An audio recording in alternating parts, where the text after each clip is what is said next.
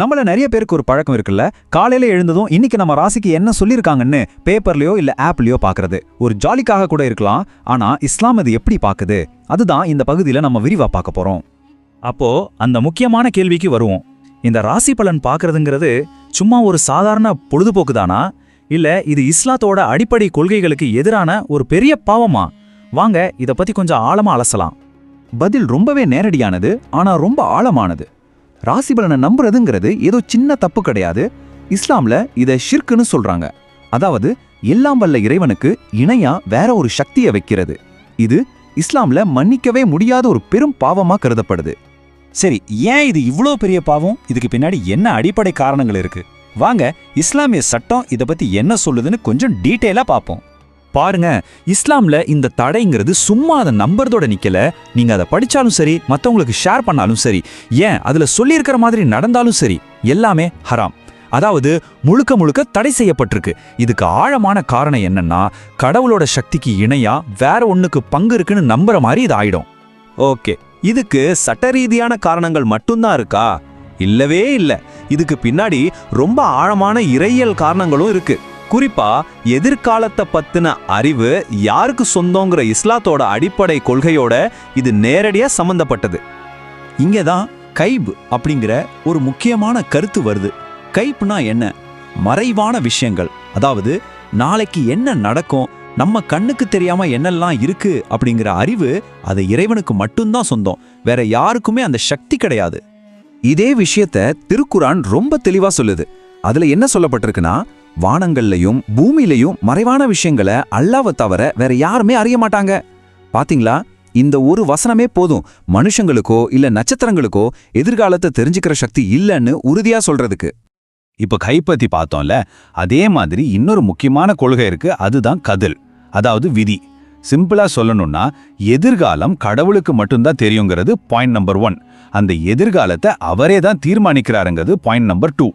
அப்ப என்ன அர்த்தம்? நட்சத்திரமோ கிரகங்களோ நம்ம விதியை ஒருபோதும் தீர்மானிக்க முடியாது.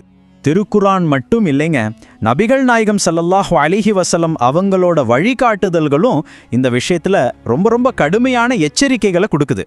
அது என்னன்னு இப்ப பார்க்கலாம் வாங்க. 40 இந்த நம்பரை பாருங்க. இது சும்மா ஒரு நம்பர் இல்ல, இது ஒரு ரொம்ப சீரியஸான ஆன்மீக விளைவோட அடையாளம். ஜோதிடத்தை தேடி போறதால வர்ற முதல் விளைவே இதுதான். அது என்னன்னு இப்ப சொல்றேன். இப்ப சொல்றத கொஞ்சம் நல்லா கவனிங்க. ஒரு ஜோசியர்கிட்ட போய் சும்மா எனக்கு என்ன நடக்கும்னு ஒரு கேள்வி கேட்டா போதும். நீங்க அதை நம்பணும்னு கூட அவசியம் இல்ல.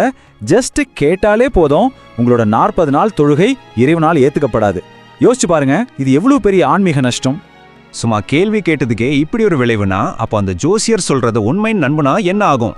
அதோட விளைவு இதை விட பல மடங்கு மோசமானது, ரொம்ப கடுமையானது. இதுதான் இதுல உச்சகட்ட எச்சரிக்கை. ஜோசியர் சொல்றத நம்புறதுங்கிறது நபிகள் நாயகம் கொண்டு வந்த இஸ்லாமிய மார்க்கத்தையே நீங்க நிராகரிக்கிறதுக்கு சமம். சொல்லப்போனா அது ஒருத்தரை இஸ்லாத்தை விட்டே வெளியே கொண்டு போயிடும். சரி, இதெல்லாம் ஒரு பக்கம் இருக்கட்டும். ஆனா இன்னைக்கு நிலைமை யோசிச்சு பாருங்க. சோஷியல் மீடியா ஆப்ஸ்னு எங்க பார்த்தாலும் ராசி பலன் தான். நம்மள நிறைய பேர் என்ன சொல்லுவோம்? நான் சும்மா ஜாலிக்காக தான் பாக்குறேன், இதெல்லாம் நம்புறதில்ல அப்படின்னு சொல்லுவோம்ல. அப்படி சொல்றவங்களுக்கு இஸ்லாம் என்ன பதில் சொல்லுது? இந்த ஒப்பீட்டை பாருங்க, ரொம்ப தெளிவா புரியும். நீங்க சும்மா ஜாலிக்காகன்னு ராசி பலனை படிச்சா கூட அது ஒரு பாவம்னு இஸ்லாம் சொல்லுது. ஆனா அதை விட டேஞ்சரானது என்ன தெரியுமா? அதுல சொல்லியிருக்கிறத நீங்க நம்ப ஆரம்பிக்கிறது. அது உங்களோட இறை நம்பிக்கையே, அதாவது ஈமானையே மொத்தமா அழிச்சிடக்கூடிய ஒரு பெரிய குற்றம். இங்க ஒரு முக்கியமான வித்தியாசத்தை நாம புரிஞ்சுக்கணும். இஸ்லாம் ஆஸ்ட்ரானமிக்கு, அதாவது வானவியலுக்கு எதிரானது கிடையாது. நட்சத்திரங்களை வச்சு திசையை கண்டுபிடிக்கிறது, நிலால வச்சு மாசத்தை கணக்கிடுறது, இதெல்லாம் அனுமதிக்கப்பட்ட அறிவியல் தான். ஆனா அதே நட்சத்திரங்களை வச்சு ஒருத்தரோட தலையெழுத்தை கணிக்கிற ஆஸ்ட்ராலஜி, அதாவது ஜோதிடம் தான் முழுக்க முழுக்க தடை செய்யப்பட்டிருக்கு. அப்போ எதிர்காலத்தை நினைச்சு நமக்கு வர்ற கவலை, பதட்டம், இதுக்கெல்லாம் என்னதான் தீர்வு? ஜோதிடத்தை பார்க்கக்கூடாதுன்னா ஒரு முஸ்லிமா நாம யார்கிட்ட வழிகாட்டுதலை தேடணும்? இஸ்லாம் இதுக்கு என்ன மாற்று வழியை காட்டுது? தீர்வு ரொம்ப சிம்பிள், ஆனா ரொம்ப பவர்ஃபுல். அதுதான் பிரார்த்தனை, அதாவது துவா.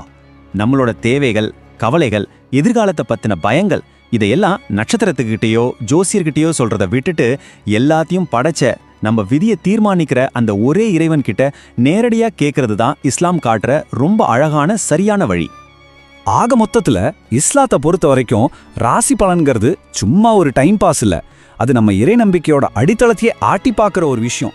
கடைசியா இந்த ஒரு கேள்வியை உங்ககிட்டே கேட்குறேன், நாளைக்கு என்ன நடக்கும்னு தெரிஞ்சுக்கணுங்கிற நம்மளோட அதீத ஆர்வம் நம்மளோட எதிர்காலத்தையே திட்டமிடுற அந்த இறைவன் மேல நாம வச்சிருக்கிற முழுமையான நம்பிக்கையை பலவீனப்படுத்துதா? கொஞ்சம் யோசிச்சு பாருங்க.